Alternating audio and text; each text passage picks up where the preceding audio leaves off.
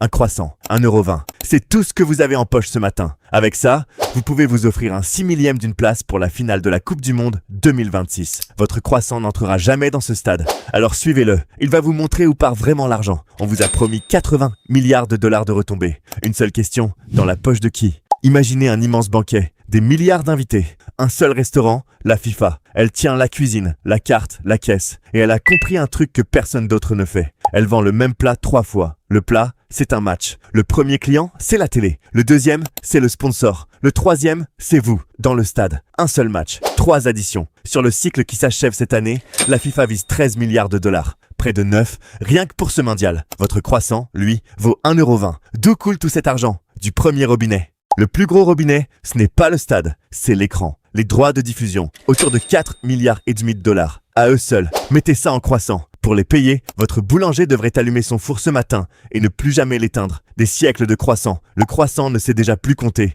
Pourquoi la télé paye si cher? Parce qu'une chaîne n'achète pas un match, elle achète votre regard. Des milliards de paires d'yeux au même match, au même instant. Aucune publicité ne sait acheter ça ailleurs. C'est vous, le produit, le match et l'appât. Vous êtes le poisson et votre croissant, posé sur la table, paie l'addition sans le savoir.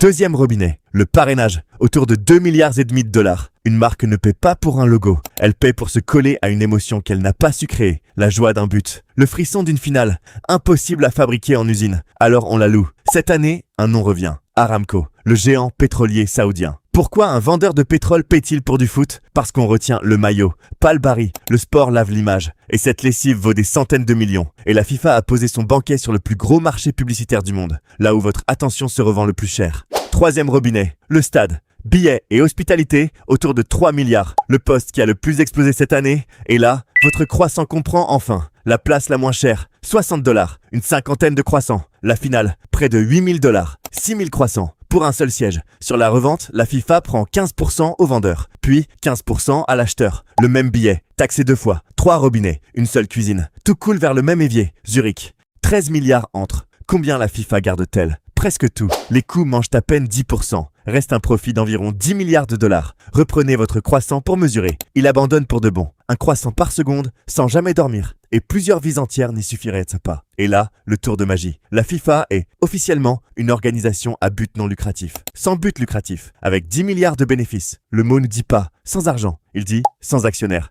L'argent ne part pas en dividendes. Il est redistribué aux 211 fédérations membres. Plus nombreuses que les pays de l'ONU.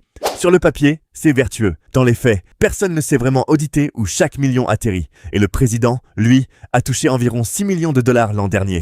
Près de 5 millions de croissants pour une personne. En un an, la cuisine est pleine. Reste à savoir qui lave les assiettes. Le banquet a une face cachée. La FIFA encaisse au centre. Les villes perdent les bords. Au Canada, accueillir le tournoi coûte plus d'1 milliard de dollars canadiens d'argent public. 13 matchs. Faites la division.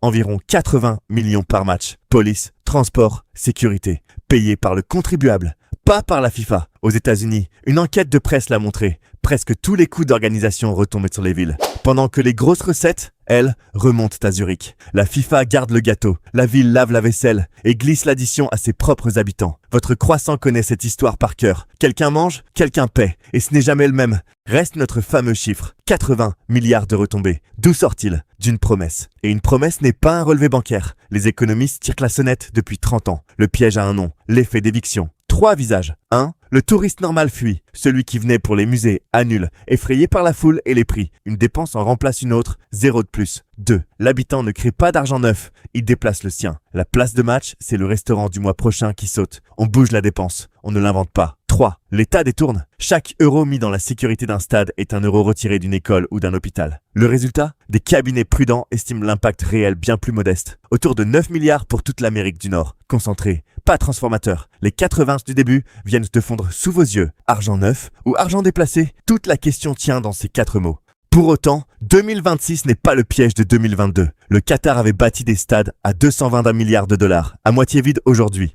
Cette fois, les stades existent déjà. Le risque est étalé sur 3 pays. Le Brésil en 2014, c'est pourquoi ça compte. Certains de ces stades flambant neufs ont fini en parking ou en dépôt de bus. Des éléphants blancs à des centaines de millions. Alors qui gagne vraiment? La FIFA, sans débat. Les sponsors qui louent une émotion. Quelques secteurs, le temps d'un été. Hôtel plein, billets d'avion qui grimpent tant que dure la fête. Et qui perd? Le fan local, éjecté par la revente. Le contribuable qui paye la sécurité sans jamais voir un match. La ville qui rêvait d'un jackpot et récolte une ligne de débit. La Coupe du Monde n'enrichit pas son hôte, elle le fait briller. Parfois, ça suffit. Souvent, ça coûte cher. Revenez à votre croissant, 1,20 €. Toujours là, dans votre poche. Il n'a pas vu la finale, mais il a traversé tout le banquet et il vous laisse un outil. La prochaine fois qu'on agite un chiffre géant, un mondial, des Jeux Olympiques, une expo universelle, posez 3 questions. Dans la poche de qui? Argent neuf ou argent déplacé? Qui encaisse et qui paie? 3 questions. Et le mirage s'effondre. Un méga événement, c'est toujours un festin. On vous dit qu'il est offert. Mais quelqu'un quelque part reçoit l'addition. Apprenez à lire le menu et vous saurez toujours qui. La Coupe du Monde 2026, elle, est servie. Votre croissant, demain matin, sera encore là, un peu plus malin et toujours à 1,20 €.